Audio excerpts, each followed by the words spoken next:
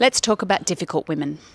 Earlier this week, Prime Minister Anthony Albanese referred to Grace Tame, a fierce advocate for survivors of sexual violence, as a difficult woman.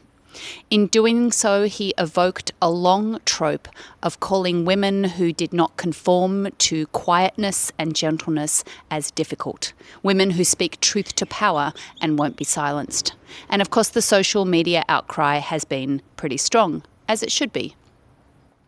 I'm Robin Whittaker, a biblical scholar and public theologian. And the day after this, a friend of mine tagged me in a Facebook post as one of the difficult women she knows.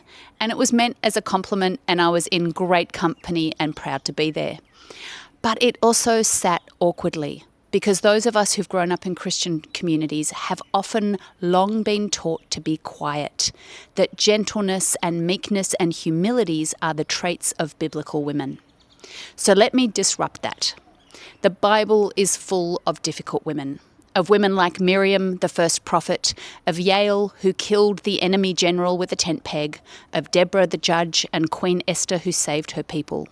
These are women who spoke truth to power, sometimes at great cost. One of my favourite stories is of a woman whose name we don't know. She's sometimes called the Syrophoenician woman. And she's a woman who met Jesus asking for healing for her child. And Jesus really treats her with the prejudice of a Jewish man of that time because she's a foreigner. And she comes back at him and says, even the dogs should eat the crumbs under the master's table. And Jesus healed her child.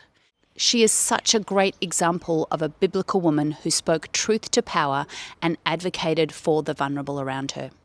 So in the fine tradition of other biblical women, let's keep being difficult women if it means speaking truth to power and calling for justice.